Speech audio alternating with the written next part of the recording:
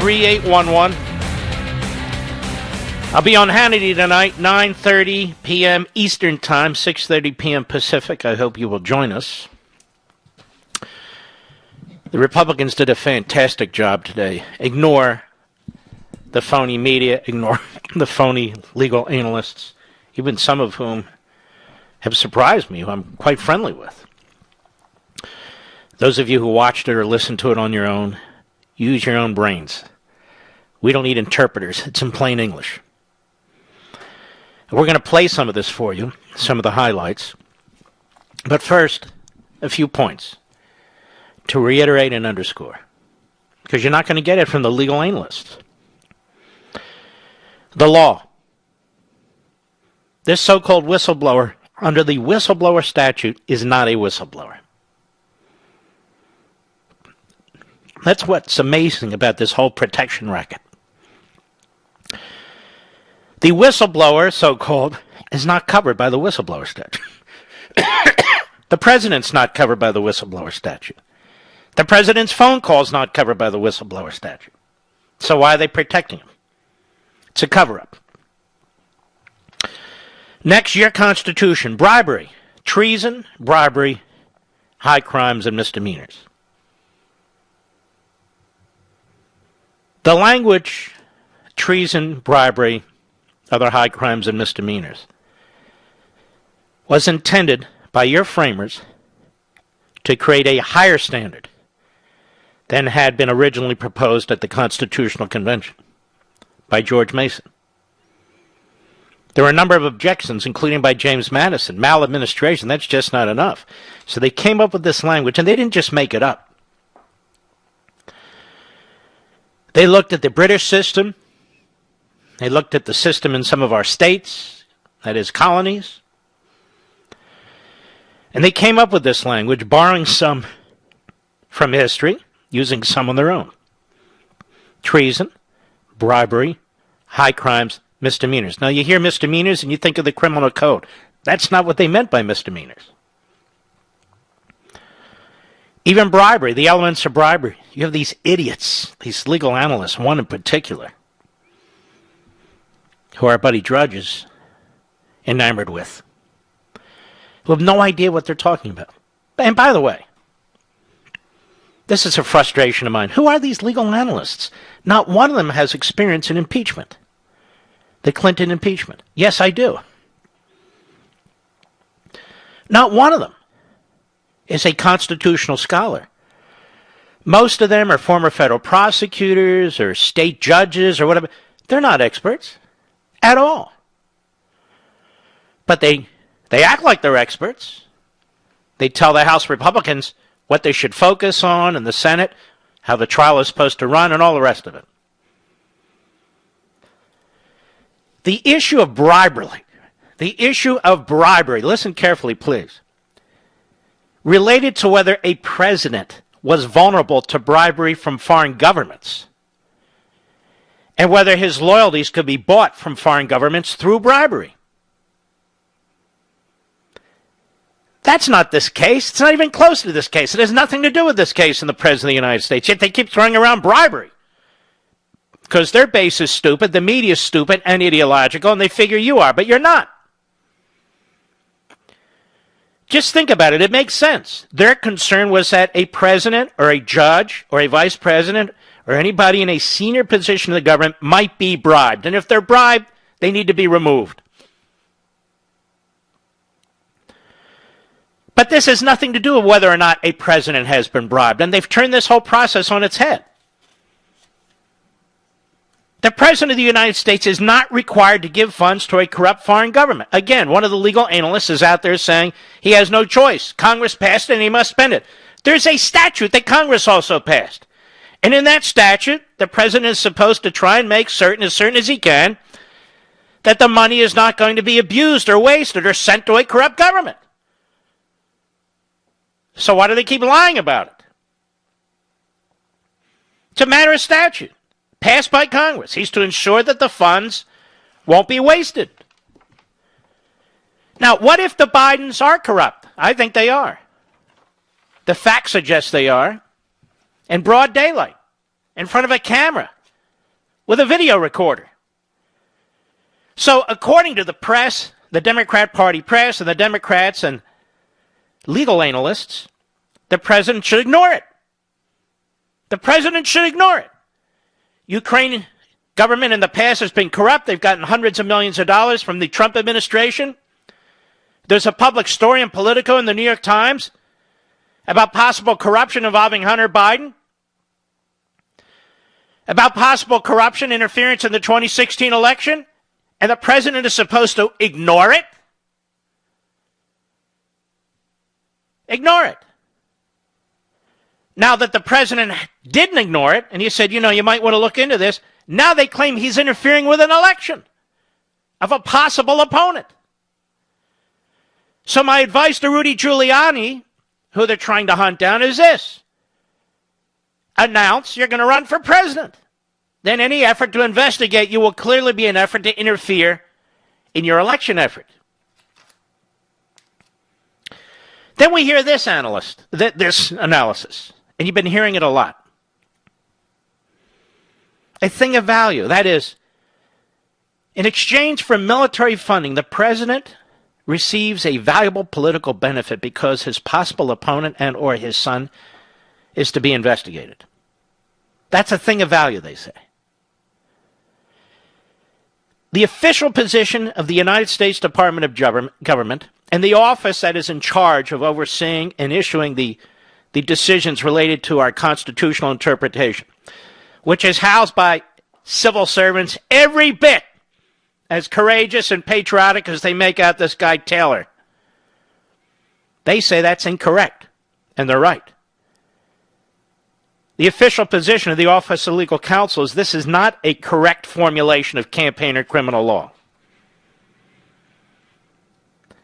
And under the best evidence rule, this is me, not hearsay from bureaucrats that we heard all day today, the phone call between both presidents, that's the best evidence, provides no evidence of untoward behavior. None.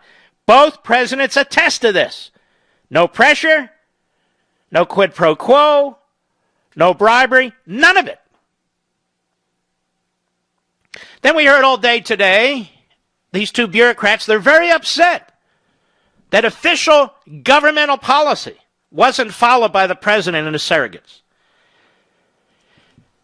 I couldn't watch all day, but not a single legal analyst that I did hear, not a single legal analyst that I did hear dared to point out that this is an impossibility. The President of the United States sets foreign policy in the executive branch. Not Mr. Taylor, despite his background. What was the other jerk's name? I can't remember. It's written down here somewhere. Doesn't matter. Kent. Under Article 2, the president makes treaties, obviously have to be ratified by the Senate. The president appoints ambassadors, obviously they have to be confirmed by the Senate. The president receives ambassadors from other countries. The president is the commander-in-chief. Nothing here about a State Department. There was no State Department at the time of the formulation of the Constitution.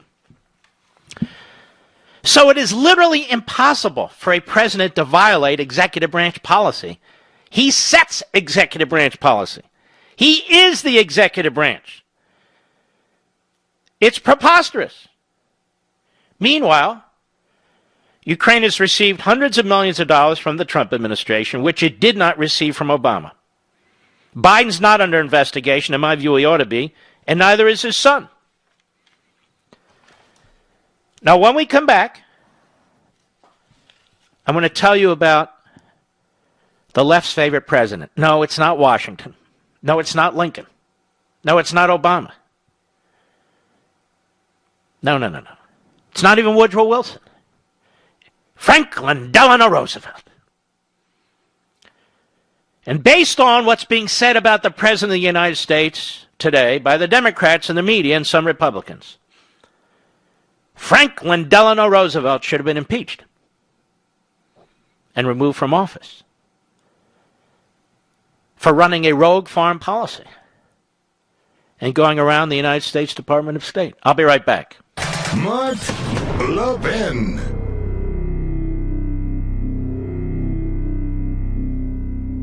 Liberty and learning. In a healthy democracy, these two things are mutually supportive. In America today, however, that bond is broken. To help repair the breach, Hillsdale College has launched the Van Andel Graduate School of Government in the nation's capital. And unlike other graduate programs, Hillsdale teaches politics as a human activity oriented toward justice. A series of choices, guided in the best case by right principles, but made in ever-changing circumstances that require prudence to achieve the best attainable results. Hillsdale's curriculum combines the careful reading of primary sources and serious historical inquiry. Students learn how to apply the principles of free government and advance the cause of constitutionalism in the context of ever-changing circumstances. Hillsdale's new Van Andel School of Government is a program unlike any other in Washington, D.C. Hillsdale College, pursuing truth and defending liberty since 1844. Learn more at levinforhillsdale.com. That's Levin for Hillsdale.com.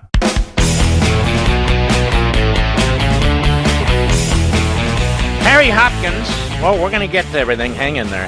Harry Hopkins was FDR's closest friend and confidant. And I'm not going to do a Harry Hopkins, This Is Your Life. But he actually moved into the White House at the request of Franklin Roosevelt. He lived there. And he clashed with numerous cabinet members. I mean, HistoryNet even has this. Hopkins, at one point, was involved in a back channel on foreign policy, bypassing normal diplomatic channels. FDR assigned him to meet with Churchill, even though he held no official position. And when reporters asked the president if Hopkins was to be the next ambassador to Great Britain, Roosevelt answered, "You know Harry isn't strong enough for that job." Recent events, however, have left a serious void in communication between the two nations. Ambassador Joseph P. Kennedy Sr. had resigned because he was very sympathetic to Adolf Hitler. He was the British ambassador from the United States. Lord Lothian had died just days after Roosevelt received Churchill's pivotal letter. Unable to meet with his British counterpart himself, Roosevelt told the press he was sending Hopkins to London so that he can talk to Churchill like an Iowa farmer. He didn't send his Secretary of State. The mission was indicative of the special trust Roosevelt put in Hopkins. Now, he had other advisors, but he found Hopkins perfect company and liked to discuss important matters with him informally. And Hopkins was unswervingly loyal to the president, who in turn often heeded his friend's advice on significant policy issues. Now, Hopkins was involved with the president right up to 1946. He became very ill. He would die in 1946 at a relatively young age. He fought with Harold Ickes Sr., the Interior Department, when he was involved in setting up much of the New Deal. He fought with Rexford Tugwell and Henry Morgenthau, who were very close to the president, obviously. Morgenthau, Cabinet Treasury Secretary. Not everyone was happy with the arrangement. Harold Ickes resented Hopkins' insider role. The two remained at odds for years. Now, Wendell Willkie, Roosevelt's Republican opponent in 1940, asked Roosevelt why he placed such faith in Hopkins, especially when he knew others resented it. The president told Willkie that if he ever became president, you'll learn what a lonely job this is, and you'll discover the need for someone like Harry Hopkins, who asks for nothing except to serve you. In many ways, that's Rudy Giuliani in his relationship with the president as it applies to Ukraine and other areas, isn't it? Russia, defending the president. Now, as they point out here, Winston Churchill's initial reaction upon receiving word of Hopkins' impending visit was, who? Who's that? And British officials were initially taken aback by Hopkins' rumpled appearance, but they soon accepted him. He seemed to the British to be the stereotypical American. Hopkins, his visit hardened the British citizens and so forth. Now, for his part, Hopkins was struck by the spirit of the British people. And so Hopkins was, if you will, a shadow Secretary of State. A shadow Secretary of State. He would promote the bill that would provide Britain and eventually several other allied nations desperately needed war material without requiring payment up front, skirting the tenets of the 1939 Neutrality Act. There was vehement opposition in Congress to the Lend-Lease plan. There was no statutory support for what the President and his Harry Hopkins had been doing. But they did it anyway. Hopkins, in 1941, was the principal go-between then between Roosevelt and Churchill. The principal go-between, not the Secretary of State. Not an assistant Secretary of State, not a former ambassador, none of it.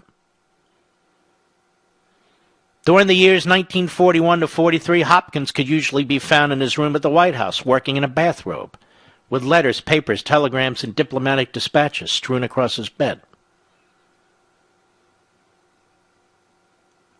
As the war progressed, Hopkins' health grew progressively worse. Nevertheless, he was still capable of making quick and insightful decisions. Late in 1944, with the tide of the war now in favor of the Allies, Churchill and Stalin were preparing for a meeting to discuss control of southeastern Europe. Busy with his re-election campaign, Roosevelt was unable to attend and decided essentially to let Churchill represent U.S. interests. Hopkins foresaw trouble with the arrangement and ordered the transmission of Roosevelt's cable to Stalin stopped behind Roosevelt's back. FDR found out about it, and he rewrote the cable and thanked Hopkins for preventing him from making a serious mistake. Harry Hopkins had an unprecedented position in the Roosevelt administration. Not merely a chief of staff. Not merely. Even Churchill's secretary, John Colville, while considering Hopkins an honorable man and sincere idealist, believed he trusted the word and goodwill of Stalin to an imprudent extent, as did Roosevelt and the State Department. And so let me suggest this, ladies and gentlemen. Franklin Roosevelt should be impeached, posthumously, of course, retroactively. Impeached.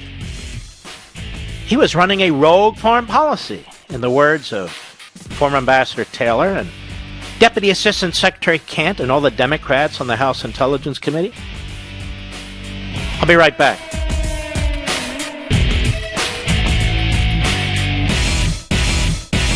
Since its founding in 1844, Hillsdale College has provided students with sound learning of the kind essential to preserving our civil and religious liberty. Now, I want to tell you about Imprimis, the free monthly speech digest of Hillsdale College. Imprimis is dedicated to educating citizens and promoting civil and religious liberty by covering important cultural, economic, political, and educational issues. First published in 1972, Imprimis is one of America's most widely read publications in support of liberty, with more subscribers, 3.9 million, than the Wall Street Journal and the New York Times. And recent Imprimis publications have addressed issues like free speech, the regulation of big tech, mental illness, and the American medical insurance system. And because America's founding principles are so important, Hillsdale offers Imprimis absolutely free of charge to anyone who requests it. That's right, you can subscribe to Imprimis for free.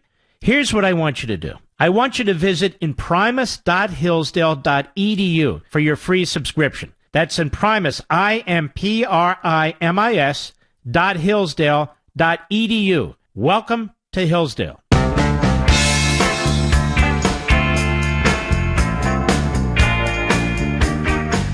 Mark Levin, the great one. The great one, Mark Levin. Dial in now, 877-381-3811. As I say, the Republicans, they made me proud, and I'm sure you today. They were outstanding, absolutely outstanding. Jim Jordan. That's why they sought to take out Jim Jordan a year ago. pulverized the entire argument of the left. Radcliffe undressed them. I mean, it wasn't just those two, but they were outstanding, as were others. As were others. Nunes was spectacular. And I told you 2 days ago, these hearings will expose the left, expose what they're trying to do, expose their coup. Expose their coup. Devin Nunes, cut 3, go. In a July open hearing of this committee following publication of the Mueller report, the Democrats engaged in a last-ditch effort to convince the American people that President Trump is a Russian agent.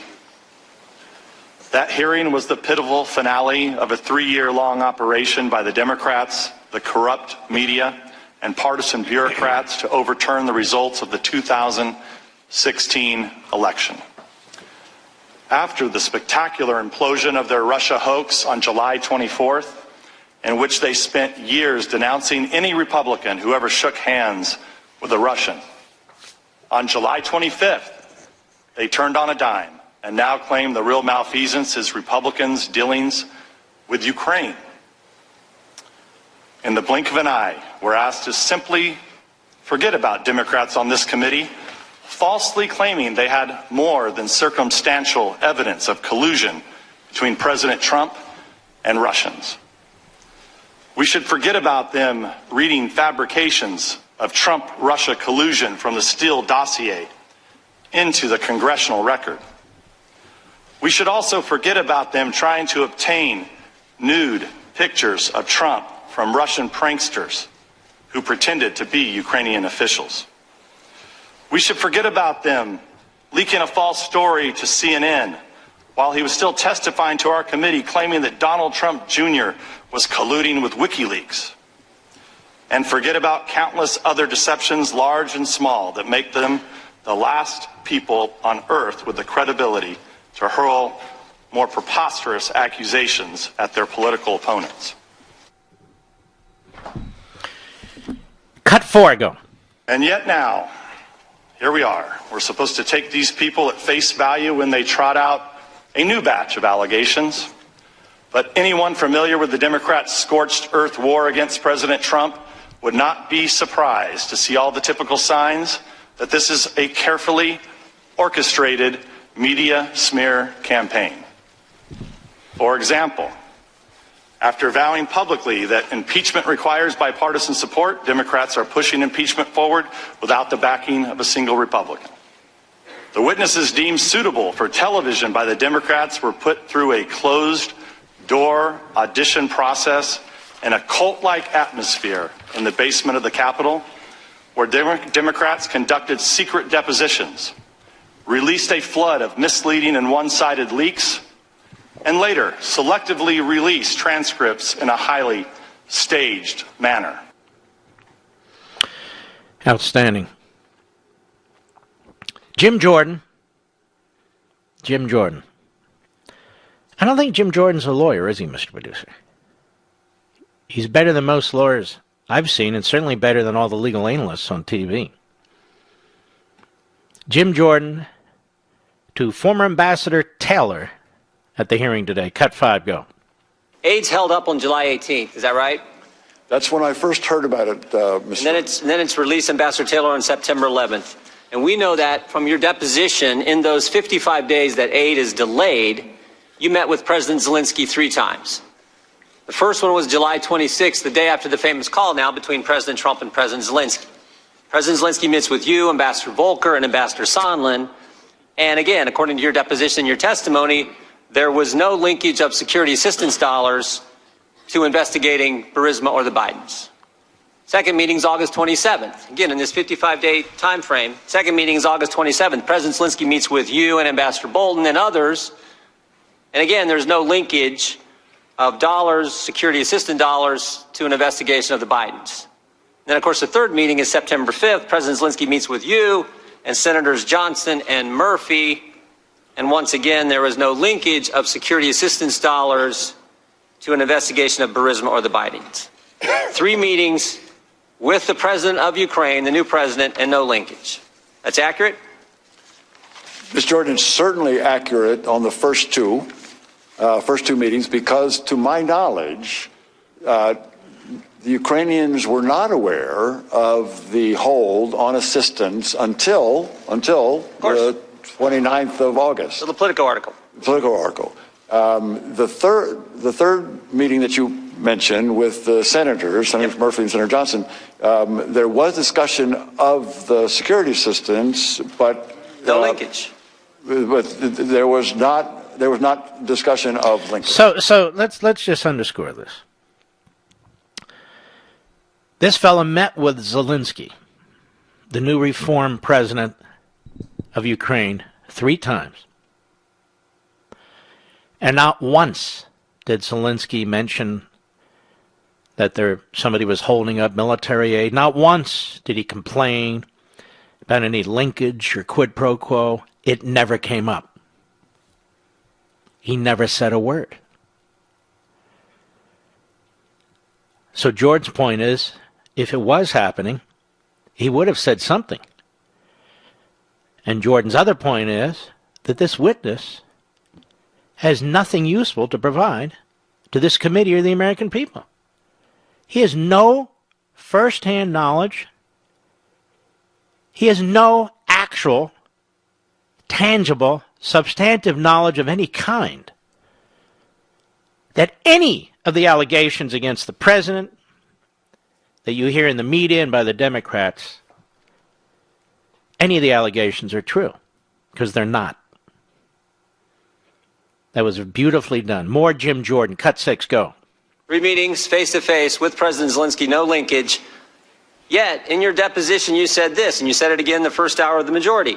My clear understanding was security assistance money would not come until President Zelensky committed to pursue the investigation. My clear understanding was they weren't going to get the money until President Zelensky committed to pursue the investigations. Now, with all due respect, Ambassador, your clear understanding was obviously wrong because it didn't happen. President Zelensky didn't announce he was going to investigate Burisma or the Bidens. He didn't do a press conference and say, I'm going to investigate the Bidens, we're going to investigate Burisma. He didn't tweet about it, and you just told the ranking member he didn't do the CNN interview and announce he's going to investigate Burisma or the Bidens. So 3 face-to-face meetings, it doesn't come up, no linkage whatsoever. President Zelensky doesn't announce it before the aid is released on the 11th. And yet you said you have a clear understanding that those 2 things were going to happen. The money was going to get released, but not until there was an investigation. And that, in fact, didn't happen. That's really the long and short of it, isn't it? Why is this witness there? Well, he sounds like Edward R. Murrow. Did you hear somebody say that today, Mr. Producer? Good Lord, how do these knuckleheads make it? I don't know. One more, Jim Jordan. Cut 7, go. And then what you have in front of you is an addendum that Mr. Sondland made to his testimony that we got a couple weeks ago. It says, Declaration of Ambassador Gordon Sondland. I, Gordon Sondland, do hereby swear and affirm as follows. I want you to look at point number 2, bullet point number 2, second sentence. Ambassador Taylor recalls that Mr. Morrison told Ambassador Taylor that I told Mr. Morrison that I conveyed this message to Mr. Yarmak on September 1st, 2019 in connection with Vice President Pence's visit to Warsaw and a meeting with President Zelensky. Now, this is his clarification. Let me read it one more time. Ambassador Taylor recalls that Mr. Morrison told Ambassador Taylor that I told Mr. Morrison that I conveyed this message to Mr. Yarmak on September 1st, 2019 in connection with Vice President Pence's visit to Warsaw and a meeting with President Zelensky. We got 6 people having 4 conversations in one sentence, and you just told me this is where you got your clear understanding. Which, I mean, even though you had 3 opportunities with President Zelensky for him to tell you, you know what, we're going to do these investigations to get the aid. Didn't tell you 3 different times. Never makes an announcement, never tweets about it, never does a CNN interview. Ambassador, you weren't on the call, were you? You didn't listen on President Trump's call and President Zelensky's call? I did not. You've never talked with Chief of Staff Mulvaney? I never did. You never met the president? That's correct. Wow. Daniel Goldman is supposed to be this hotshot lawyer. He's billed up in the New York Times yesterday. And by the way, we're going to deal with the New York Times smear effort on John Solomon by Ken Vogel and this guy, Jeremy Peters. Ken Vogel has a very sleazy background. He's a hardcore left-wing Democrat. He grew up in Philadelphia like I did.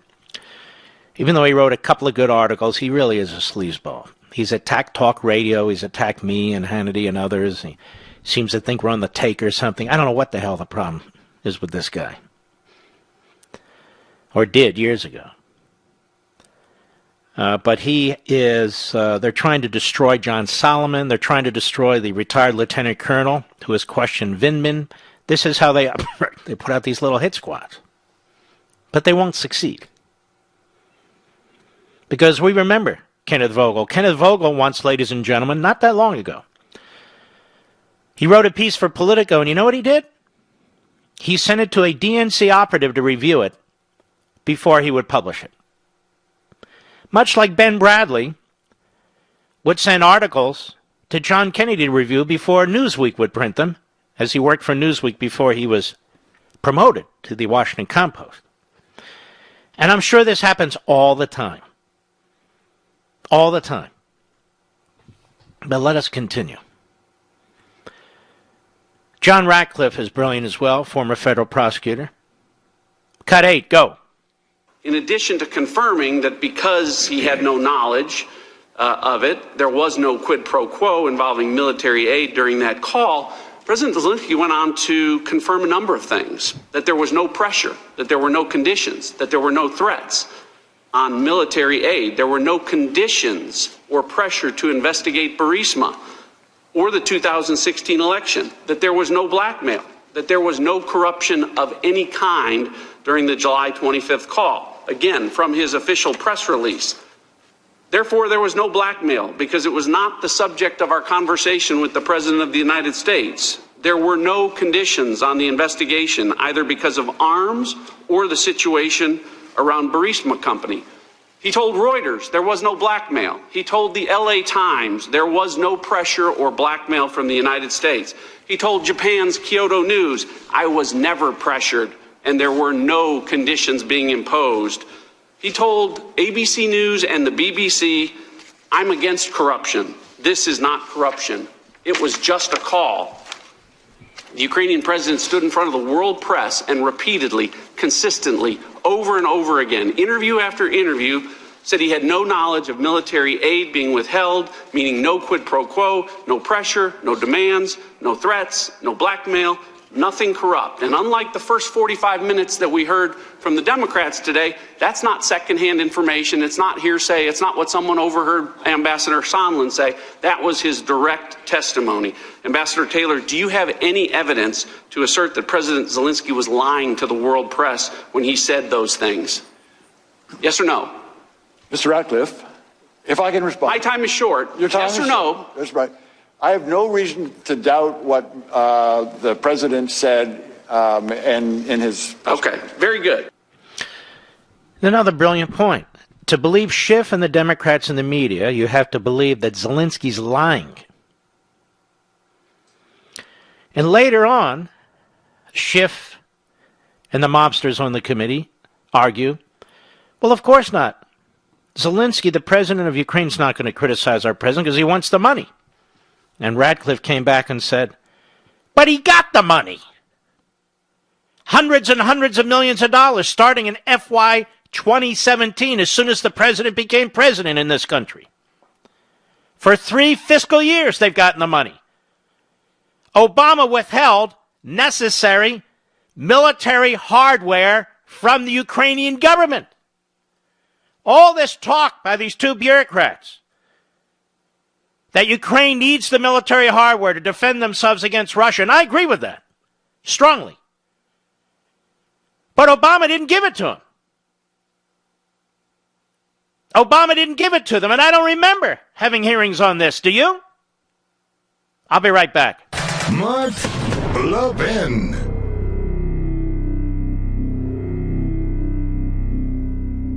You hear me talk about Hillsdale College a lot, about its rigorous classical liberal arts curriculum, about its exceptionally bright and patriotic students. 175 years ago, Hillsdale College was founded with a mission defined by 4 enduring purposes: learning, character, September faith, 2014. and freedom.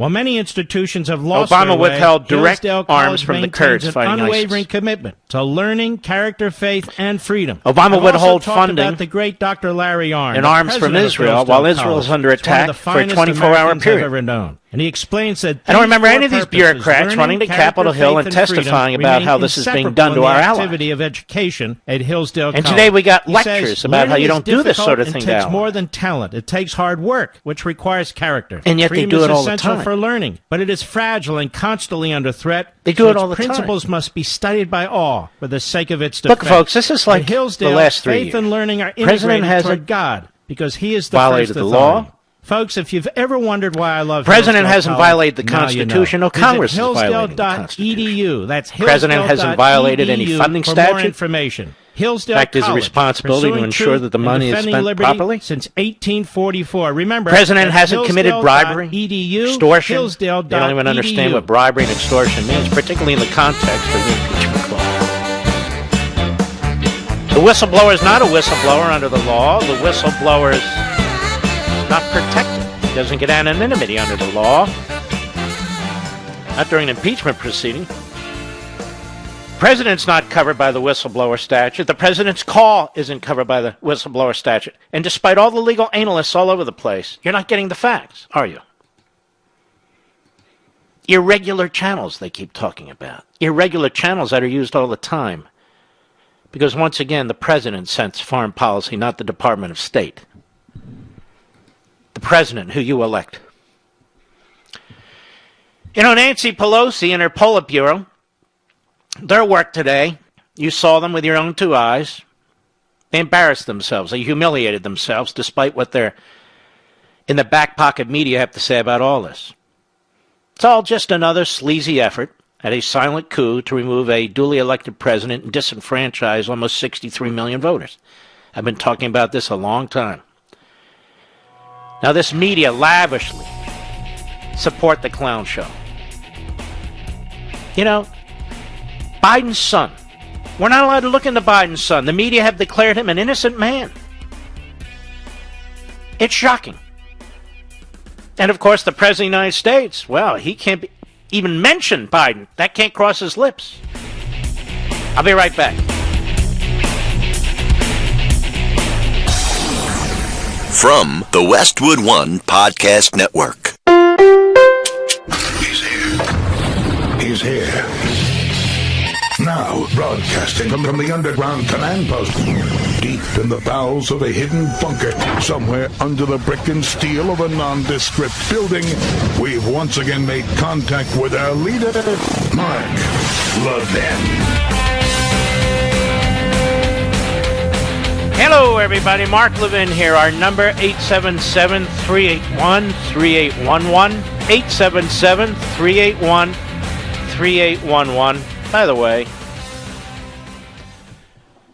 isn't it important to know if Joe Biden and his son and his brother are crooks before he gets the nomination, if he does, to be president of the United States? Isn't that important to know? Apart from Trump, apart from the president of Ukraine, apart from all this. Where's the investigative reporting? There's none. There's none. Isn't that shocking? Very shocking. There have been quote-unquote back channels with all kinds of individuals by presidents. There was Richardson. We've talked about this before. There was Jesse Jackson. George Washington used John Jay. John Jay. Mark, who's John Jay? He was the first Chief Justice of the Supreme Court. He was one of the authors, the smallest in terms of volume. However, one of the authors of the Federalist Papers. He's a very important founder. And Woodrow Wilson had his favorite, and so forth and so on. And when this guy, Taylor, kept saying, irregular channel, irregular channel, irregular channel, I knew he was a hack. You know, he comes across as a nice, elderly man, but I knew he was a hack, for these purposes anyway. Because it's not an irregular channel, and the State Department doesn't set foreign policy. They're not in the Constitution. And that's a big deal. To set that straight is what I'm saying. That's a big deal. Now, Mr. Producer, as for your message, that's good. We're just doing live business here. Doing live work, as we say. Now, going back to the audio, I want to get to the killer line by John Radcliffe to Taylor and Kent. Taylor and Kent. What does that sound like? Sort of a clothing company? We're going to get back to Taylor and Kent, who have first-hand knowledge on absolutely nothing. But they have magnificent resumes, unlike most of the Democrats asking questions. Oh, yeah, no, you don't understand. These are great men. Why? What have they done in the Department of State that's so great? Anybody know? Here's Ratcliffe and Taylor. Cut 9, go.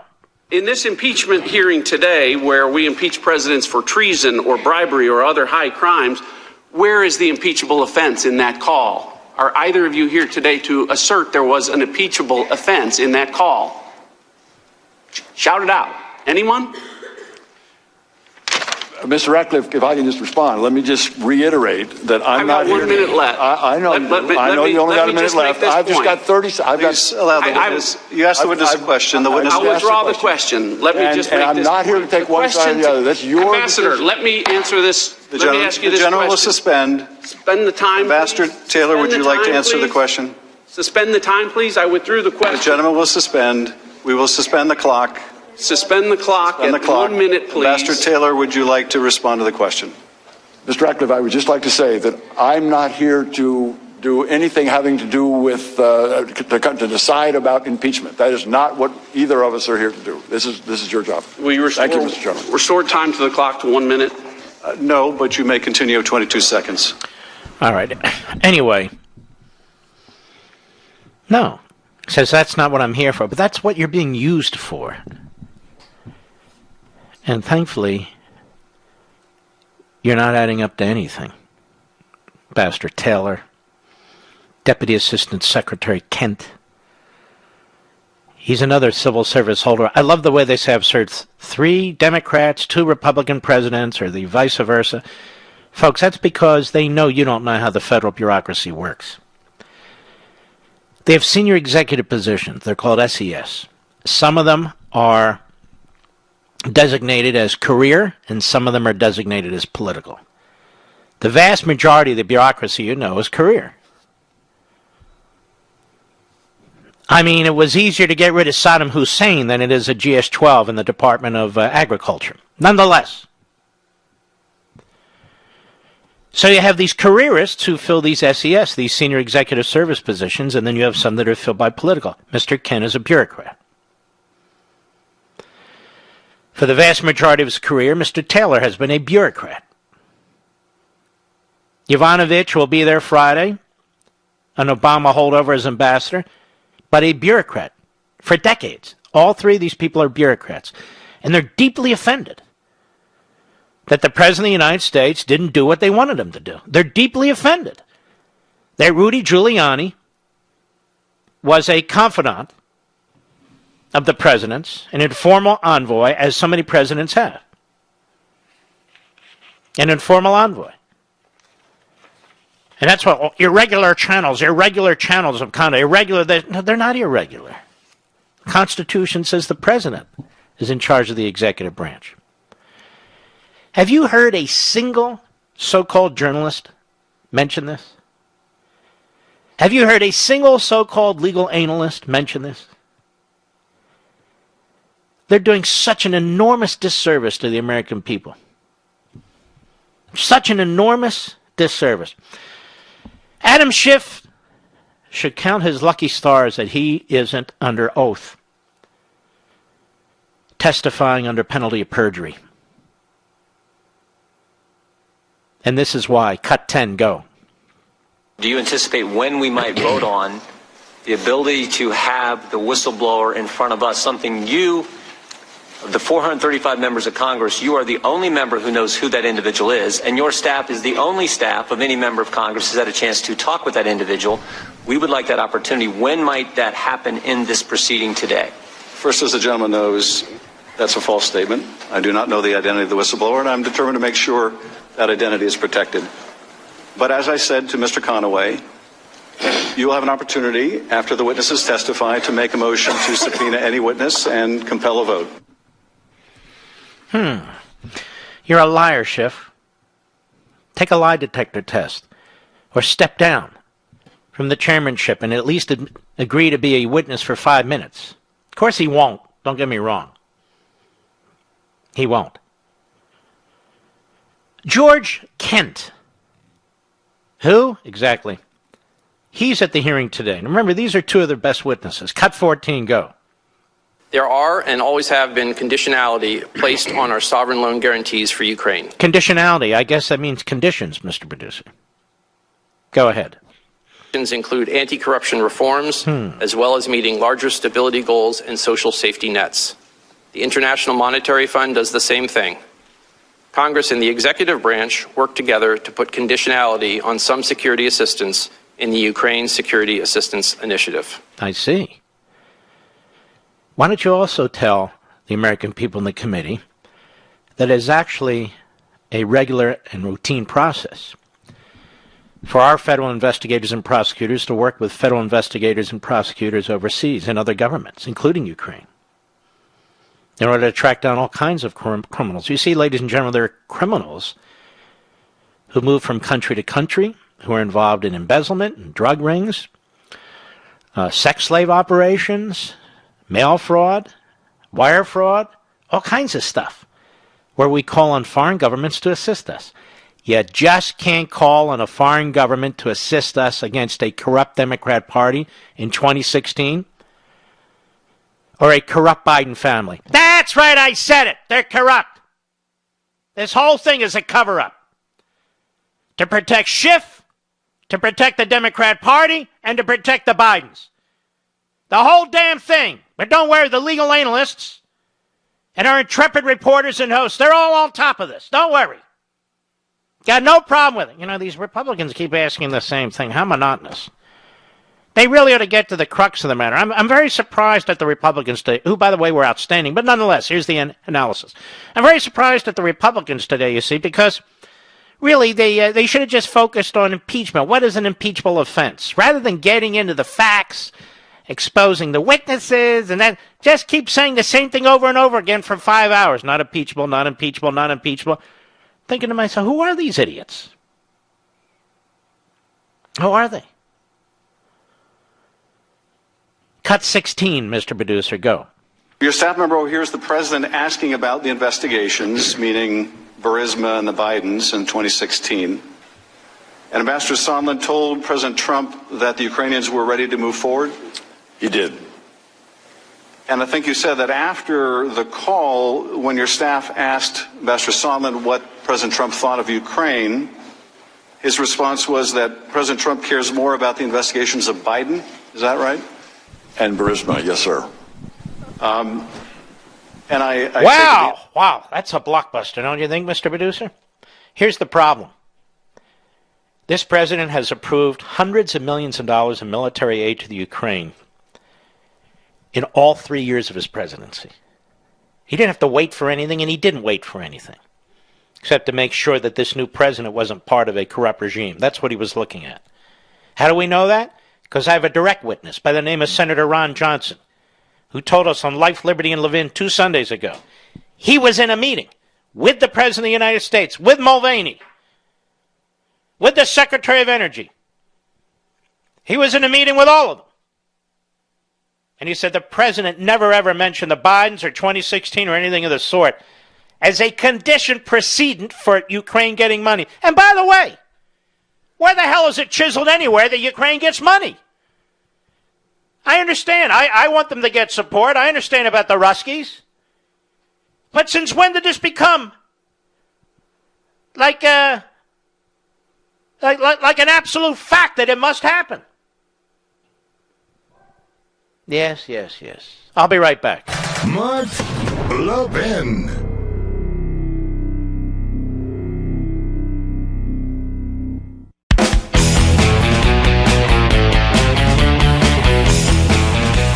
John Solomon, intrepid journalist. How are you, my friend?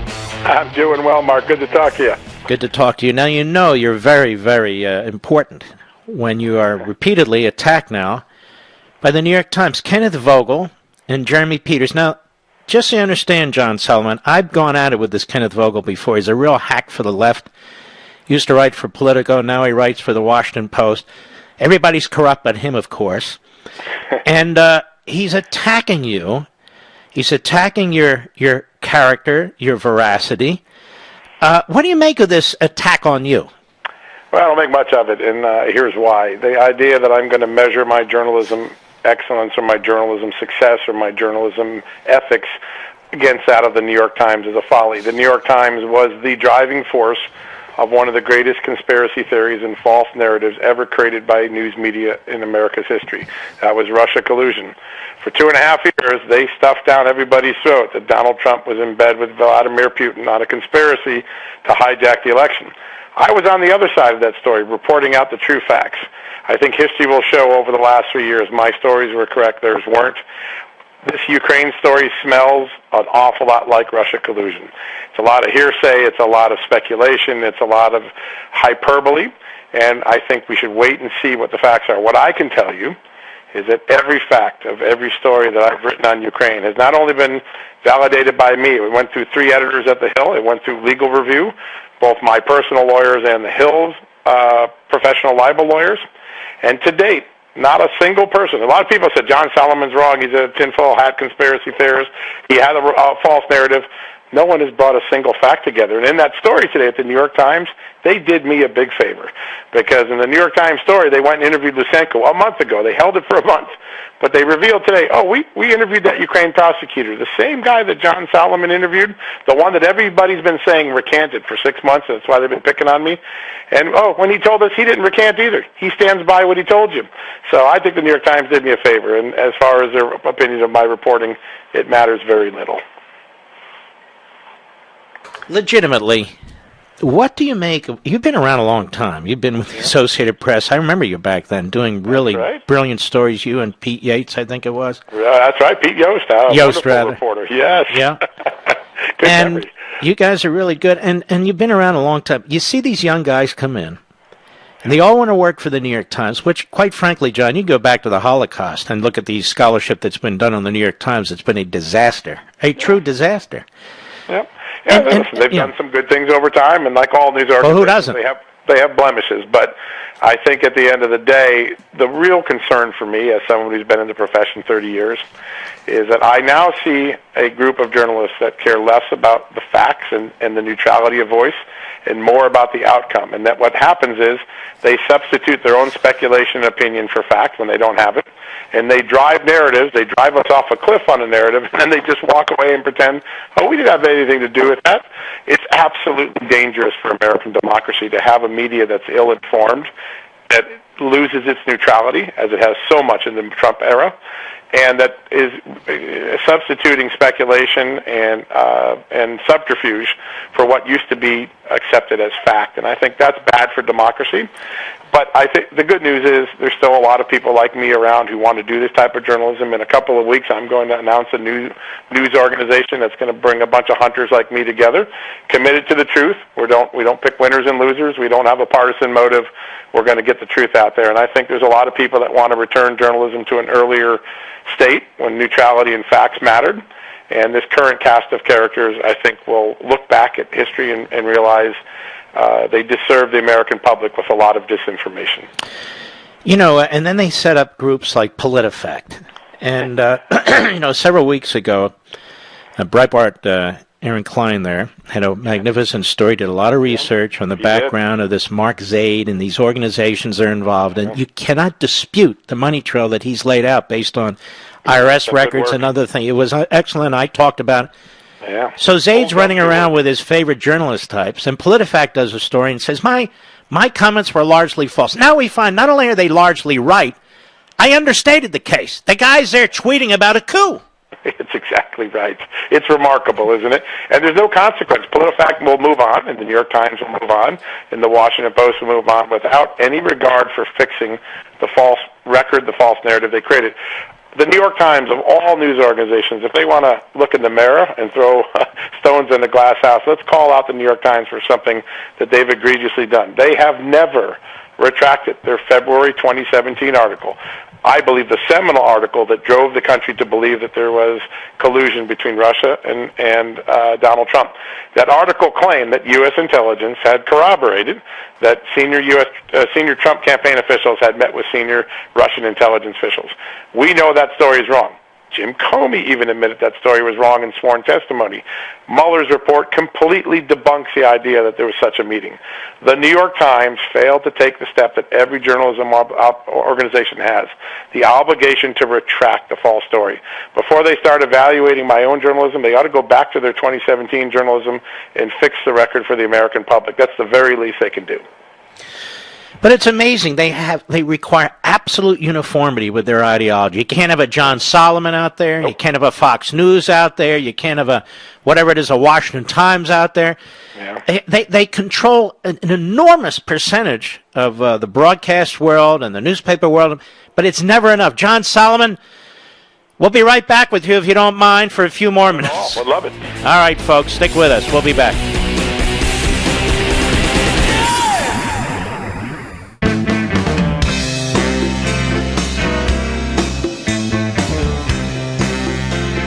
This is where Hollywood liberals come for rehab. The Mark Levin Show is back at 877-381-3811. John Solomon, I watched as much of the hearing as I could today because I actually have to work for a living. And but much of what I watched, nothing. In other words, we have two career guys who are up there, have first-hand knowledge of nothing, right, who are very upset with the president's policies. That's right. They don't even hear from the president directly about his policies. Yep. They're repeating things that people have told them. Meanwhile, Ukraine gets the funding, even though the president can withhold it under federal statute. If he thinks there's criminality or corruption going on, he's not required to spend it. That's right. Joe Biden's not under investigation. In my view, he ought to be by somebody, so we know before he's the nominee, if he's the nominee. That's right. They talk about bribery. Bribery under the Constitution, John Solomon, that clause, you can look at the Founding Fathers, what they debated in Philadelphia. They were concerned that a president or a vice president or a top official in the government could be bribed by getting money from a foreign government so they could buy his loyalty. That has nothing to do with this. That's right. Yeah, listen, today didn't move the needle at all. As someone who's covered many important scandal hearings over the years, going back to Iran-Contra, Whitewater, Asia Moneygate, the China Moneygate, all those things. This hearing didn't move the needle one bit. What you had were two hearsay witnesses whose only knowledge is what they heard second and third hand. And there's a real strong sentiment that you hear that they feel like it's their policy, but that's not what the Constitution actually states. It's the president's power to set a foreign policy. It is not theirs. But you hear, when you listen to them, it's as though it's their policy, and they're taking personal offense to everything that was being said and done during that time frame. And I think that colors the testimony a great deal. The people who did talk to the president, right, have a different story. He told them no quid pro quo. So the only people we've heard from that had a direct relationship and a direct conversation with the president have a different story than these bureaucrats who are out there spreading hearsay and secondhand information. Now, we need to be open. Let's see what facts come out over the next few weeks. But I do not believe that today moved the needle very much, and I think it set back the Democrats' case because they had built up so much hype. They didn't deliver much of the goods today. As a general matter, putting Biden's name aside for now, of course the United States has foreign governments to assist in criminal investigations. We have offices overseas with the FBI and the DEA. And I know this because I was a former chief of staff to an attorney general. That's right. We have people in the Department of Justice who fly to these countries and work with these people because crime doesn't end at the water's edge here, does it? No, it doesn't. It doesn't very much. And here I think is going to be the big surprise. If there's going to be a December surprise, I'm going to make a bold prediction today. These bureaucrats aren't read into the intelligence that the president gets in his PDB. I believe we will learn at some point that the president's PDB, his daily intelligence briefing, raised issues about Zelensky and the people around Zelensky that gave the president legitimate pause. If your U.S. intelligence community, if your Treasury community comes to you and says, hey, we've got some concerns about this new guy, he's hanging around, there's been a history of aid being stolen or misappropriated, let's make sure that we got everybody sorted out before we do this. I think you're going to find out that the president had reasons that have yet to be stated. And when we learn about what the intelligence community, the CIA, the Treasury Department, and other people might have been telling the president, there might have been a good reason for the pause. At the end of the day, he delivered the aid. He delivered lethal aid that Barack Obama never had the courage to give Ukraine. But the idea that he had a pause may have been driven by issues that these bureaucrats with lower classifications don't really know about. I think that's going to be the December surprise in these hearings. I want to ask you something quickly. I know you have to go. You wrote a piece a couple of years back about the U.S. Embassy pressing Ukraine to drop the probe of George Soros during the 2016 election. You want to remind the American people about that? It's great because George Kent testified about it again this month. George Kent admits he signed a letter and sent it to the Ukraine prosecutor, Mr. Lysenko's office, the guy who everybody said recanted but didn't. And it said, listen, we don't think you should be investigating George Soros and the U.S. money that we gave. Here's the big story that a lot of Americans don't know. The State Department funds a group along with George Soros. They're in bed with George Soros with a group in Ukraine. That's an unusual relationship in itself. But when the Ukrainians wanted to investigate that relationship, George Kent, then the charge d'affaires now, who testified today, George Kent. Yeah. He testified today, the alleged star witness of the day. He signed a letter saying, back off, you Ukrainians. Now, the Geneva Convention tells all diplomats you don't have a right to interfere in the internal matters of the country you're doing. When you send a letter saying back off on a local investigation, you're interfering in the internal matters of a country. People haven't picked up on that, but it's very important. State Department has a close relationship with George Soros in Ukraine, and when the Ukrainians wanted to investigate that, they got a fastball up around their nose saying back off. It kind of bothers me a little bit that some of the members were not aware of this, because Kent has, in my view, a little bit of dirt under his fingernails, and it would have been nice to pursue that, don't you think? Yeah, it didn't come out in the questioning. It did come out in the deposition, which I've reported on a lot, and I did a new story today calling attention to that again. But, yeah, no, I mean, I think the Republicans drew some important distinctions today, but they don't have everything, and that's what time will tell. We have a lot more process to go through. We're going to learn a lot more. Keep an eye on the president's PDBs and what things we may not know about the president's decision-making. I think that's how the story turns in the next couple of weeks. Look forward to it. John Solomon, hang in there. We appreciate you, buddy. You too. Appreciate it. All right, much. God bless. He is terrific. He is fearless. Better be looking over his shoulder, too, in my humble opinion. What do you mean by that, Mark? I don't need to elaborate.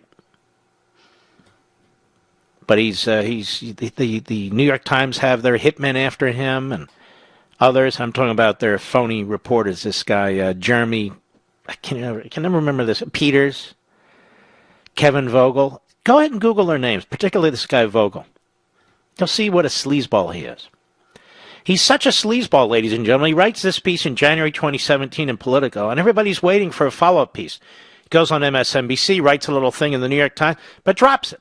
And now you have other media organizations saying, this Republican conspiracy, the idiots that do network news in my ears at the top of the hour. This Republican, the Associated Progressives, also, AP. This disproved conspiracy theory the Republicans are working on. This from the Associated Progressives who are pushing the Russia nonsense. They're all frauds. Almost every damn one of them. Let me put it that way. It's no joke. All right. Let's see here, Mr. Producer. What would you like me to do here? All right. It's hell when your printer isn't working, you know? All right, let's take a call. Give me a good one. Who do we have? Mike in Illinois, XM Satellite. Go. Hi, Mark. This ship is kind of a snake.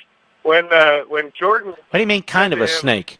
He is a snake. When Jordan said to him, you're the only one that knows the whistleblower, he says, I do not know who the whistleblower is. He's a liar. Yeah, Jordan should have said, well, hold on a second.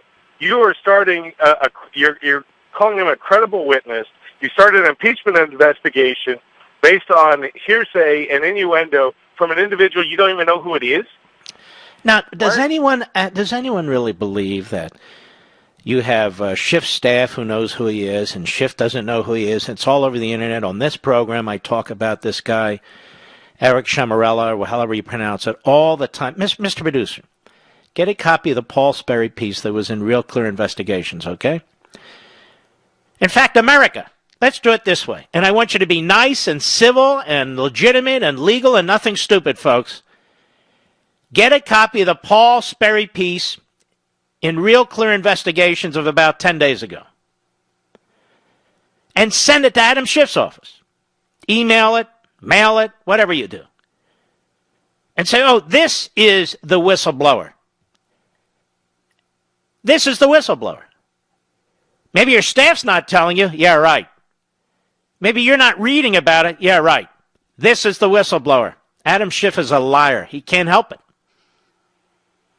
He's a pathological liar. He cannot help it. Mental. All right. Are you a U.S. veteran? American Financing wants to say a huge thank you for your service. They don't just do it on Veterans Day either.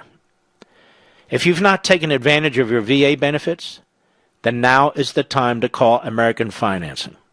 They're a patriotic company, a family-owned company, and a wonderful sponsor. They've already helped an infinite number of people who listen to this program. Now, here's the thing. They can customize a VA loan for your new home purchase or refinance the one you currently have. Even if you've previously used a VA loan, you'll still have access to the program. Doesn't matter if you've been out of the military for months or years, you can still use your benefits. Folks, take advantage of a zero down payment on your new home purchase with no mortgage insurance. You can also refinance to lower your existing mortgage rate, access cash, or consolidate high-interest debt. Now's the time. Rates are tiny, tiny, tiny. Whatever you need. American Financing has salary-based mortgage consultants ready to assist you.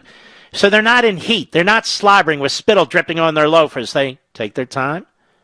They want to work with you as human beings.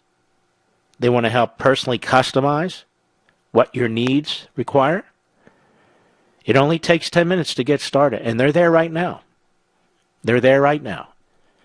Call 888-900-1828. That's 888-900-1828. Or you can apply online at AmericanFinancing.net. American Financing, NMLS 182334, www.nmlsconsumeraccess.org. Don't forget, folks, I will be on Hannity tonight on the Fox News Channel, 9:30 p.m. Eastern Time, 6:30 p.m. Pacific Time. What else are you going to watch? What is today? Wednesday? What the hell's on there? Seriously. Network TV, dead. Dead. Sports, not on. What's out there? Nothing. Don't forget, 9:30 p.m. Eastern tonight, 6:30 p.m. Pacific tonight on Hannity on Fox. I'll be right back. Mark Levin.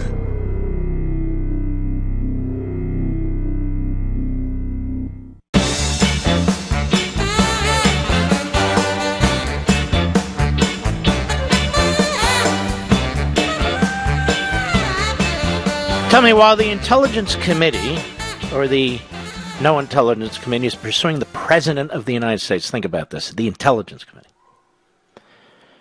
Who's protecting us, in terms of intelligence and oversight, from Communist China, from Fascist Russia, from Islamo-Nazi Iran? If we get hit again, the senior levels of these agencies, where these men and women work, who've been spending their time 24/7 trying to undo the last election and oppose their will on the American people. These congressional committees who've been working with them, especially the House Intelligence Committee, and the media that draws the nation's attention to Mickey Mouse crap, they will be held to account. They will be responsible.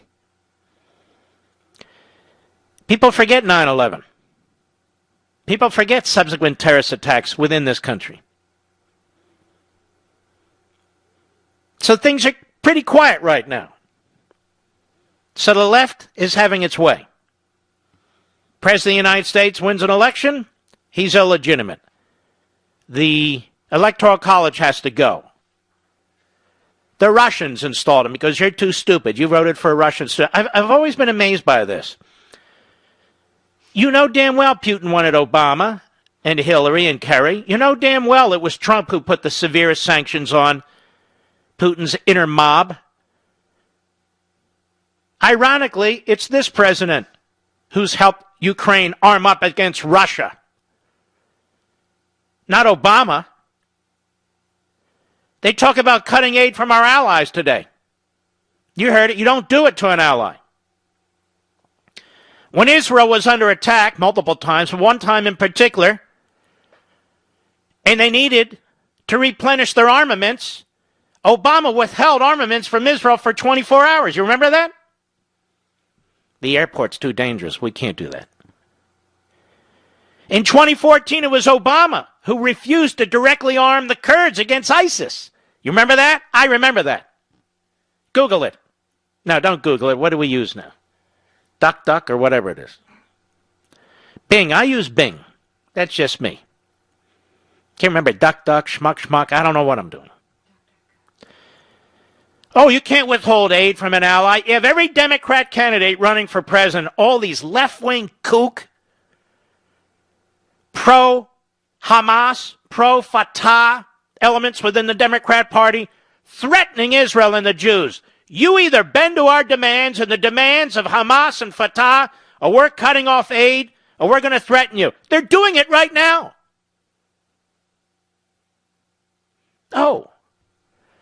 And you can investigate with the assistance of foreign governments, bankers, drug dealers, anybody and anything you want.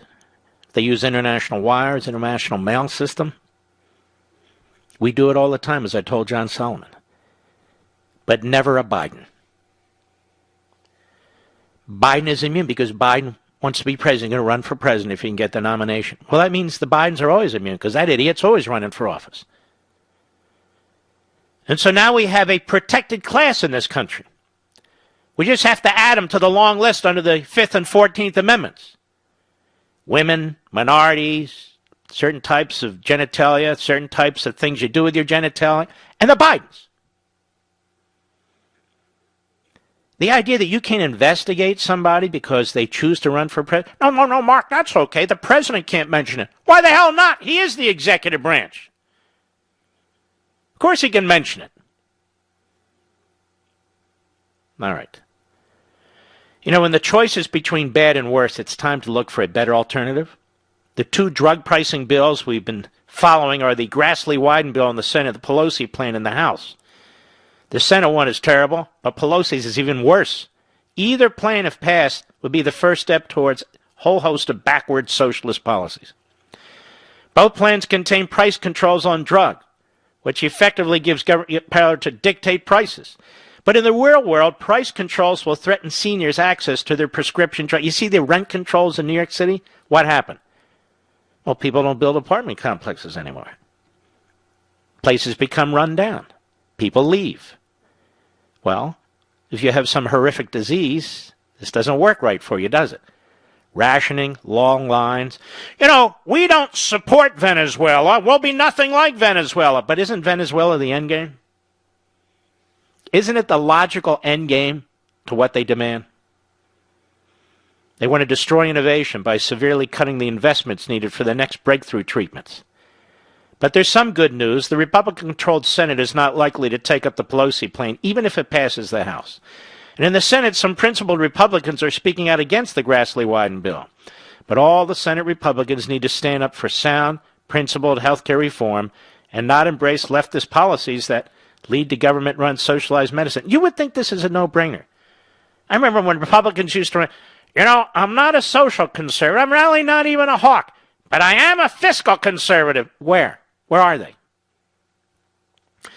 Get the facts. Go to truehealthcarefacts.com, truehealthcarefacts.com. That's truehealthcarefacts.com. So what did we learn today in the impeachment hearing? Well, you should be happy, folks. I mean, not with the fact of an impeachment hearing. First of all, I thought we're not supposed to call an impeachment hearing. Didn't Nancy Pelosi? Not an impeachment hearing. You want to know who the biggest losers are here? I mean, the usual losers, the media, the Democrats, the media. You know who the biggest losers are here? I posted on it among my 10 or 12 posts. Those phony moderate Democrats who ran in these Trump Republican districts and deceived the constituents there, the voters there to vote for them. I'm not going to vote for Nancy Pelosi for Speaker. They did. I would never vote to impeach this president, not even an inquiry. They did. And now, having seen this so-called impeachment hearing, the depends are being handed out. These people are wetting themselves. Because thinking Americans, unlike their base, thinking Americans know that this is a bowl of crap. If you watch these hearings or any part of it, and you ignore the legal analysts and the so-called journalists who are commenting on it, just think for yourself. Complete dud for the Democrats. I'll be right back. From the Westwood One Podcast Network. He's here. Now, broadcasting from the underground command post, deep in the bowels of a hidden bunker, somewhere under the brick and steel of a nondescript building, we've once again made contact with our leader, Mark Levin. Hello, everybody. Mark Levin here. Our number, 877-381-3811, 877-381-3811. You know, several years ago, our buddy Phil Klein, columnist over at the Washington Examiner, he wrote about five times Democrats undermine Republican presidents with foreign governments. This is back in 2015, before Donald Trump was president. Number one, by the way, I have some discussion about these things in my book as well on freedom of the press, but nonetheless. A 1983 KGB memo uncovered after the fall of the Soviet Union described a meeting between former KGB officials and former Democrat Senator John Tunney, Senator Kennedy's confidant in Moscow. Tunney asked the KGB to convey a message to Yuri Andropov, the Soviet leader, proposing a campaign in which Kennedy would visit Moscow to offer talking points to Andropov and Soviet officials on how to attack Reagan's policies to U.S. audiences. According to the memo, Kennedy, through the intermediary, offered to help facilitate a media tour on a proposed visit by Andropov to the U.S. Kennedy's hope, as conveyed by the letter, was to hurt Reagan politically and foreign policy at a time when the economic recovery was working in his favor. 1984, 10 Democratic lawmakers, including then Majority Leader and House Intelligence Committee Chairman, sent a letter to Nicaraguan Communist leader Daniel Ortega, known as the Dear Comandante letter. In it, the lawmakers criticized Reagan's policy toward Nicaragua and whitewashed the record of violence by the Sandinista communists. Third example, Nancy Pelosi, in 2007, newly elected Speaker, visited the Syrian dictator Bashar Assad. As the AP reported at the time, the meeting was an attempt to push the Bush administration to open a direct dialogue with Syria, a step that the White House rejected. Number 4, Steve Hayes recounts in September 2002 how David Bonnier, the second-ranking Democrat in the House of Representatives, flew to Baghdad in an attempt to undermine George W. Bush's case for war in Iraq on a trip paid for by Saddam Hussein's regime. Bonnier, accompanied by Representatives Jim McDermott and Mike Thompson, actively propagandized for the Iraqi regime. McDermott asked whether he found it acceptable to be used by the Iraqi regime, said he hoped the trip would end the suffering of children. We don't mind being used for that, he said. Fifth example, November 20, 1990. President George H.W. Bush gathered support to oppose Iraq after its invasion of Kuwait. The former Democratic president, Jimmy Carter, wrote a letter to nations who were in the UN Security Council trying to kill the administration's efforts. As Douglas Brinkley explained, Carter's letter was an attempt to thwart the Bush administration's request for UN authorization of hostilities against Iraq. President Bush's criterion for proceeding with a war was the exhaustion of good faith talks, and Carter placed his interpretation of that standard above the administration's. Democrats interfering with our foreign policy. whatever you do, whatever you do not look into the Bidens. Biden's sort of the most recent Robert Mueller. What? Where? What? I need water. Anyway, Biden said he didn't watch the hearings, of course. Of course, he's not interested in that. Another liar. He said, but he heard it was devastating for the president. It's amazing. Here's the guy on videotape in front of the whole world forcing the Ukrainian government to fire its general prosecutor if it wanted $1.5 billion in aid.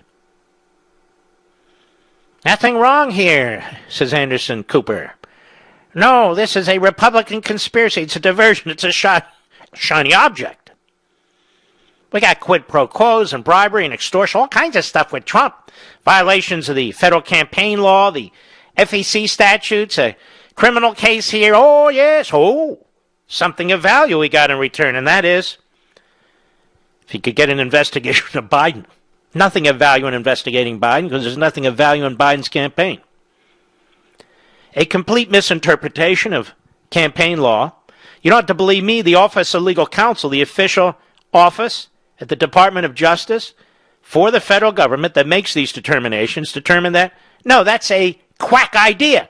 Doesn't stop a legal analyst, a senior legal analyst, I believe. Maybe junior, I don't know. From making such outlandish comments, for which he receives a lot of support over there in our friend, the Drudge Report, as well as, of course, Mediaite, Media Matters. It's a real cabal out there. It's hard to tell everybody apart these days. So what did we learn from these two bureaucrats? Nothing. Well, you know what we really learned from these two bureaucrats? You ready for this? I'll say this so the backbenchers tomorrow morning can say it themselves. What we really learned, Mr. Producer, and America, is not that the president had a rogue foreign policy, not that the president was using irregular channels, not that the president was using back channels. He can't. Under Article 2, he runs foreign policy for the executive branch. He's the commander-in-chief and so forth and so on.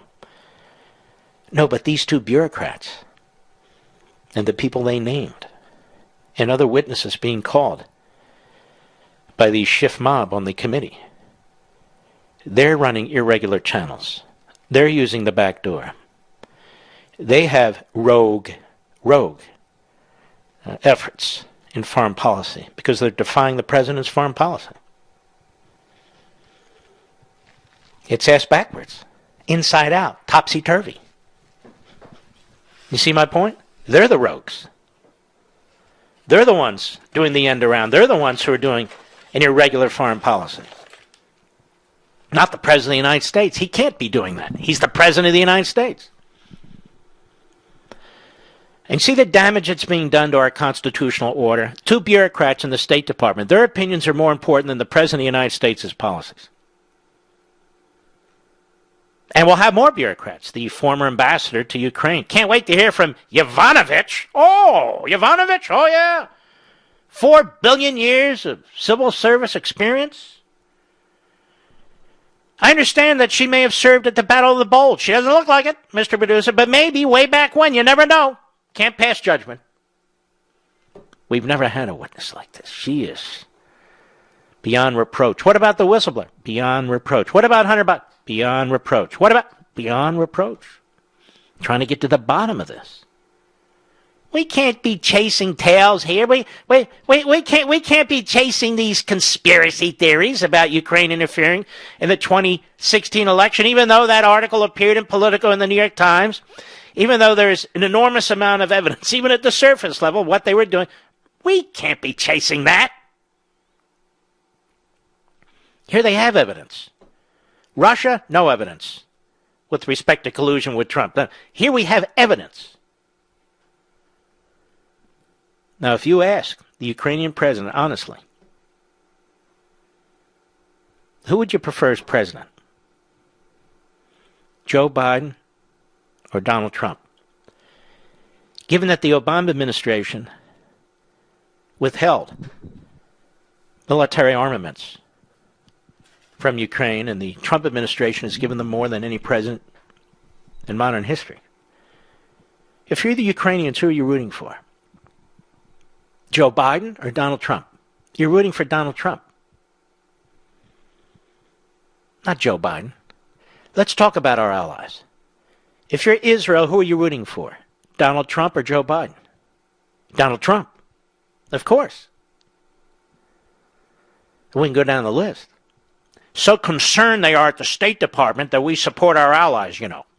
Same State Department that didn't say crap when Barack Obama cut a deal with the fascistic regime in Cuba.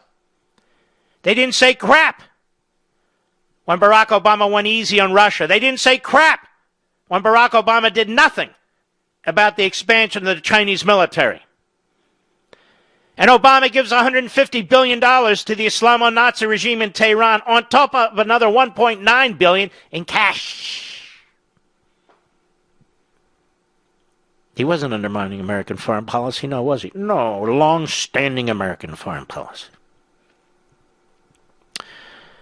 I remember when the great Ronald Reagan was president. As you know, I served in his administration 8 years, and before that I campaigned for him for 76 and 80. Tell me, did the State Department try to sabotage Ronald Reagan? Yeah, I think they did. When Reagan rejected Gorbachev's deal and pushed for the Strategic Defense Initiative, they mocked him. They called it Star Wars.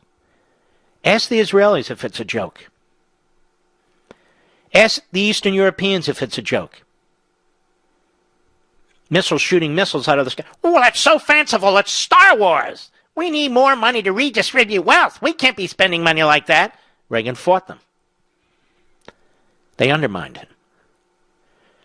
When Reagan wanted to defeat the Soviet Union, breaking with 50 years of Cold War policy. All right, 40 years of Cold War policy. They trashed him as a warmonger. Remember that? He's going to start a nuclear war. They actually did like a quasi-news documentary. I think it was ABC, but I could be wrong. On the after effects of a nuclear war on the United States. Not too much propaganda there. Oh yeah, but they did. They trashed Reagan. They tried to remove Reagan when he went after the communists in Nicaragua. Remember that? They wanted to impeach him too. This is the record of the Democrat Party. I'll be right back. Mark Levin.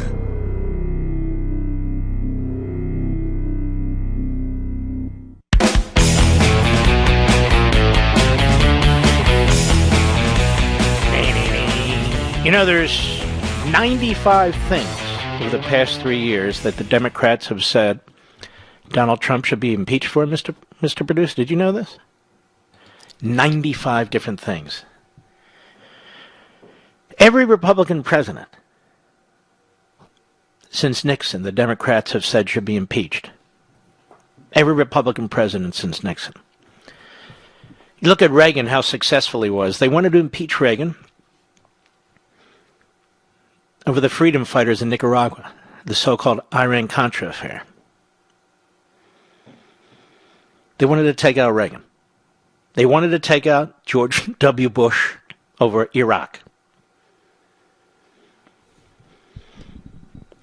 So we can't take this party seriously. We can't take the media seriously. Their objectives are really unbelievable. So I said the other day we have the so-called whistleblower who is the modern-day blue dress.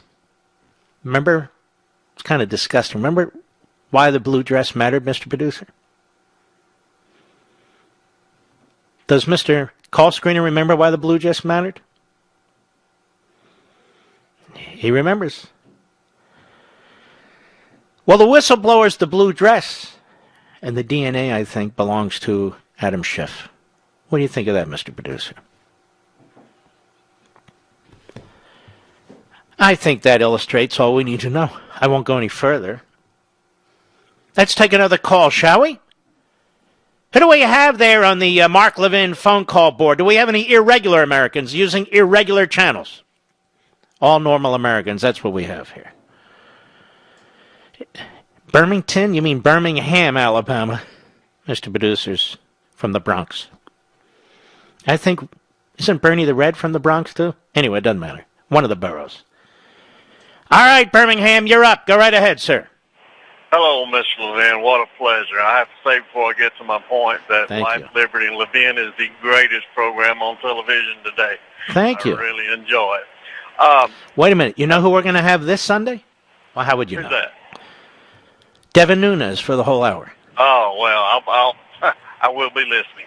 Thank As you. a truck driver today, I had to decide whether or not to listen to this today, considering road rage and all. So I took an extra blood pressure pill, some nausea medicine, and I turned on the radio and I began to listen. And when it was all said and done, I came to the realization that today was line pencil neck shifts, Rachel Maddow tax paper moment.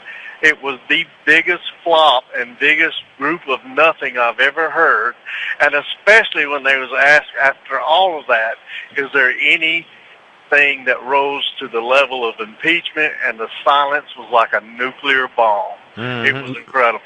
Isn't that amazing? That was a big moment. Yeah, it was. And they just don't pay attention to it too much. Mm-hmm. And I got one question I have to ask you right quick. I've been wanting to call in or find out. Your Levin TV, is there any way that you can get it on a app or anything so truck drivers can listen to it going down the road? Oh, yeah, you can get it on your iPhone. Oh, you can?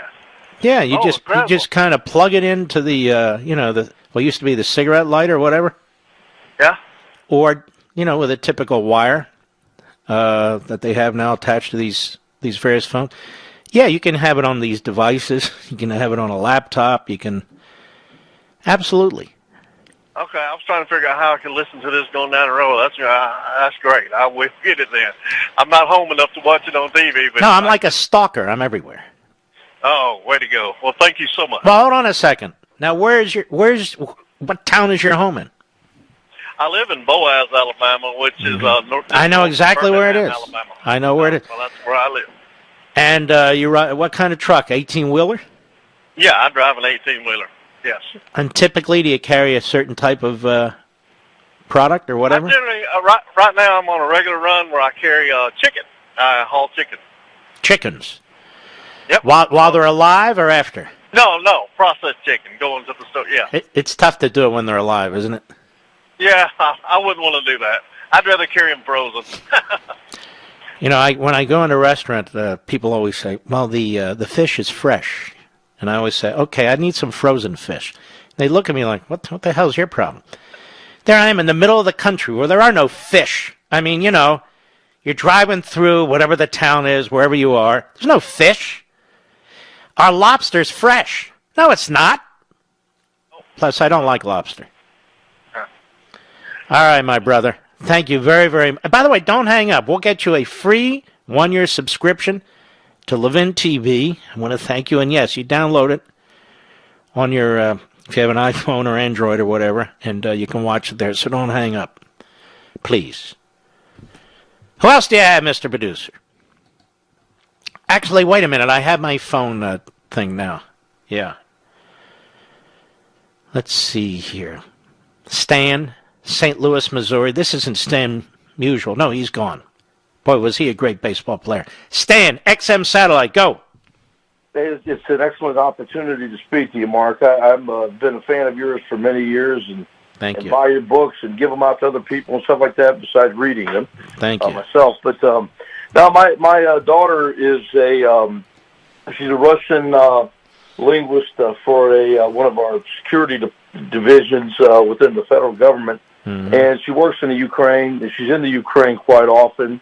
Works from time to time with the State Department. But she said we are training them in ways and equipping them in ways in which Obama never even considered. And they love this president. They love what he's doing. And I think they're embarrassed that they backed Hillary and they did what they did to him in the 2016 election. But this is a scam. She says this is a complete farce. And God bless her. And by the way, we'll hit this after the bottom of the hour. Andrew Weissman, the main author behind the Mueller report, the #2 drone among those prosecutors. He's now an official legal analyst for MSLSD. I want to explore this with you in a moment. We'll be right back.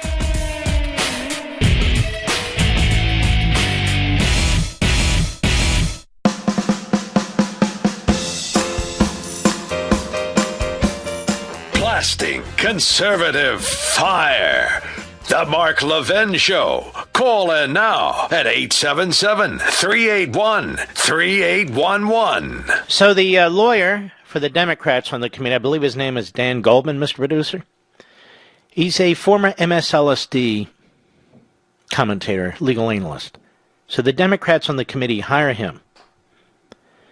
Meanwhile, MSLSD hires Andrew Weissman to be a legal analyst over there. To me, this is unethical. You know, you have Ken Starr hired as a contributor over at Fox. That's perfectly fine. He's not doing commentary on another Bill Clinton impeachment or even a Hillary Clinton impeachment, had she won. He's commenting on what's being done to President Trump. He had no official legal status relating to Trump. But Andrew Weissman sought to remove Trump the first go-round with the phony Russia collusion. Now, I'm sure all the media analysts, the biggest media analyst, BS, Brian Stelter, Helter Stelter, I'm sure he'll be all over this. I'm sure he'll be all over this. By the way, there's a guy at the Daily Beast, Mr. Producer, we're going to make infamous. We're going to make him infamous. I'll get back to that in a moment. Don't forget. You know, cyber thieves are stealing American homes. Guess where your home's legal title and mortgage documents are kept? Online for everyone to see. Everyone. Guess where your home's legal title will wind up. Well, if it's a thief, you'll lose it. Your signature and everything. Thieves need to take over ownership of your home. It's easily available online. Thieves forge your name off title, then refile the deed so it appears you sold it. Then they go to unscrupulous lenders and borrow money using your home's equity. Then they disappear and stick you with the payments. Banks, insurance, and identity theft programs do not protect you. Home Title Lock does.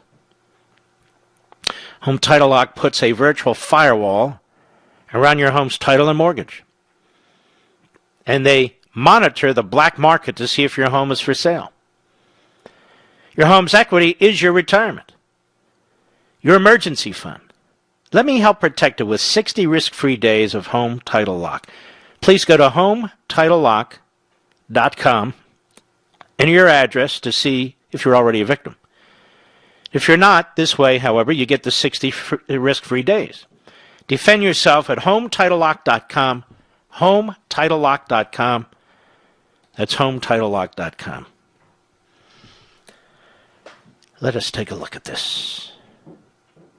Brian, Las Vegas, Nevada, the great KDWN, KDWN, go. Yes, I'm sitting there on the couch and looking at NBC's new team to comment on today's hearing. There's Lester Holt. No, he's on MSNBC. No, this was NBC. And no, but I'm saying, are they Weissman on NBC? Joel and Andrew Weissman. Wow. They never identified Mr. Weissman as a part of the Mueller collusion investigation team. They merely identified him as a former DOJ prosecutor. I about flipped. I could not believe how low they have sunk to pull the wool over America's eyes. That's disgraceful. They're so dishonest. No, you're right. Well, they can't have Mueller because, he doesn't know where the glass of water is right in front of his nose, so. No, all right, Brian. I know who the guy is, but nobody else in America probably doesn't. I know. It's the average Joe. It's shocking. It's shocking that they would hire. Then they hire McCabe over there at CNN. And then over there at MSNBC, the morning show, you have Sacco and Vanzetti. Have you noticed that? It's disgraceful, Mark. It really they go is. by the name Joe and Mika Scarborough, I believe, or Brzezinski. All right, Brian. Thank you, buddy. At least if you live in Las Vegas, you can say, all right, I got to clear my mind. I'm going to the blackjack tables. You know what I mean, Mr. Producer? Going to the blackjack tables. I can't take this anymore. JD, Las Vegas, Nevada. Also K-Dawn. KDWN. Go.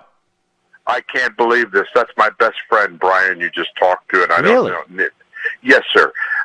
Wait a minute. Did you guys collude? No, we didn't collude. You talk. I was. Are you sitting on the other end of the sofa? Is that what's going on? No, we're 20 miles apart. Can you prove that, sir? Yes, I was going to tell you about Weissman. Yes. He told you about Weissman.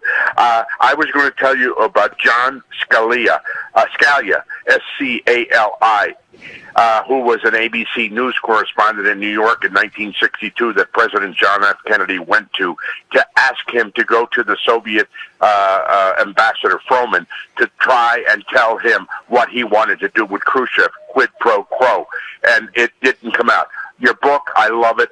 I love the original parts of the pamphlets and that part of that history that you explained. You like chapter 2.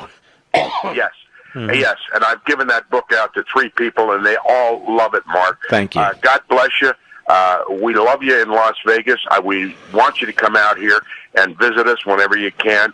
Maybe I will one of these days. Yes. Excuse me, when I get over cholera here. You know I have cholera? Son of a gun!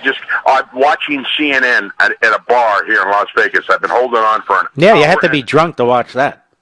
I've been holding on for an hour and a half. Senator Santorum is on CNN with 8 leftist liberals. It's terrible what they do to him. I love that guy. To one. Well, I hope they're paying him well. I don't know, but you got the guy Bernstein. You got all the lefties. Gloria Borger. Now this guy Bernstein, you know, he's got like a quadruple chin. He's got stuff coming out of his ears and his nose, and he's utterly inarticulate. I mean, it's grotesque, isn't it? You got that dumbbell Jess Psaki that used to work, and she says, Gloria Borger said, Obama was doing the best for the country when he didn't give arms to the Ukrainians when Russia was attacking. Of course. That was her statement. Yes. Yes, Obama is a god to these people. It's amazing, Mr. Levin, and thank you. God bless you for everything you do. We love you. Now, keep something in mind. I will be on Hannity at 9:30 p.m. Eastern Time. What time is it in Las Vegas? Pardon me? What time is it in Las Vegas?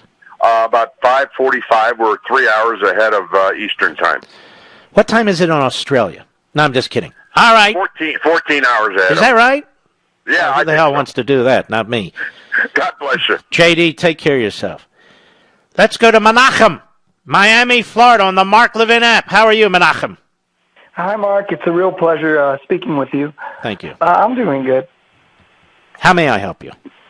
So, Mark, I wanted to know is how many times can you have kooks like Pencil Neck Shift and Nasty Pelosi get away with spreading lies and bringing false witness, creating a balagan to remove a duly elected president? You know, how come there's no punishment for bearing false witness? The punishment is you're supposed to vote these people out, but you're never going to vote them out in San Francisco and Los Angeles. Look what they've done to these cities. How do you elect a Nancy Pelosi and her ilk when you're destroying a city? I'll tell you something, Menachem. I live here in a county outside of Virginia, outside of suburbs in Virginia. And I moved here because it's a conservative state, or it was, and Second Amendment and all the rest. I never even thought about moving to Maryland because it's too blue. Well, guess what? George Soros in this last election replaced our prosecutor with one of those left-wing kook prosecutors. They just determined. She just announced, I want everybody in Loudoun County, Virginia to pay attention to me because this is going to affect your lives. State law holds that if you steal something, larceny it's called, that's worth $500 or more, it's a felony. She has just announced that if you steal something that's under $1,500, they're not even prosecuting it. Did you hear what I said? That's crazy. We're a nation of law. It's nuts. So you're going to attract criminals in Loudoun County, Virginia. They're going to, hey, you know what? I'll steal a whole bunch of cigarettes. No, I won't use arms or anything. I'll just steal, you know. They're not going to bother me. They're not going to charge me. Not with a felony. And then we have now we have a board of supervisors, 9 of them. It used to be majority Republican, now it's majority Democrat, 6 out of 9. And we have a local sheriff who's elected. He's terrific, and he won by a substantial margin. He's really a nonpartisan guy, but he's pro-law enforcement. He's pro immigration laws. Just does his business. They want to abolish the sheriff's office and him, create a police department where they appoint the head of the police department to create a sanctuary county. This is why idiots. I live around idiots. Morons. All right, my friend. Thank you for your call. All right. Let's go to Paul, Orlando, Florida, on the Mark Levin app. How are you, Paul? Good evening, Mark.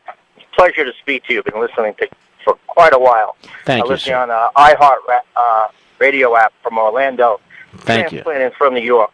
I have a point that is George. Can you say New York again? New York. You sound like you're from South Carolina. Are you from South Carolina? No, I try to soften my vowels a little bit, Mark. I'm just kidding you. All right, go ahead. The older one of the two gentlemen testified that one of his staff was in a restaurant and could overhear the president speaking. Right there. I've been in plenty of restaurants. In a car, if somebody is speaking on their phone and have their phone up to their ear, I cannot hear what the other person is saying. I'd like to know how in a restaurant a staffer could hear the president speaking when somebody else at a different table had the phone up to their ear. And why do we take this at face value? We don't know who the hell these people are. How do we know this person's telling the truth? Seriously. He couldn't possibly hear to begin with. On its face, it's a lie. Mm-hmm. All right, my friend. Thank you for your call. Mm-hmm. And it's true. How are you going to hear these calls? Even at my favorite restaurant, which is a wonderful, wonderful place. No, I'm not an investor. No, they're not advertising. But I believe in mentioning wonderful small businesses where people work hard. Why do we always have to talk about ExxonMobil and Comcast and everything? But it's my favorite restaurant in Florida called Flash Beach. And the owners have become very, very dear friends of ours. My favorite restaurant. They really have fresh fish. I'm not even a fish guy. I like their fish. But if I get a phone call there, and as I say, it's not really loud, it's not raucous. They have beautiful music playing, usually live bands on the weekends and so forth, and I'll listen to them when I'm sitting inside. Try not to be noticed. And my wife and I, if I get a call, it's hard to hear. It's not like, well, it's the President of the United States. What's he saying? But to overhear a phone call, that is idiotic. I don't believe it either. Prove me wrong. I'll be right back. Mark Levin.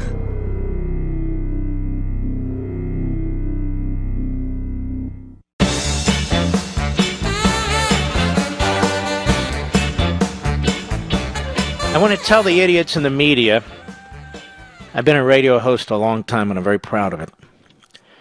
I've been a constitutional lawyer a longer time. I've served at the highest levels of the Reagan administration, including the Justice Department. One time I was president of the Landmark Legal Foundation. And yet, because you're so loathsome, when you write about me, it's just right-wing radio host.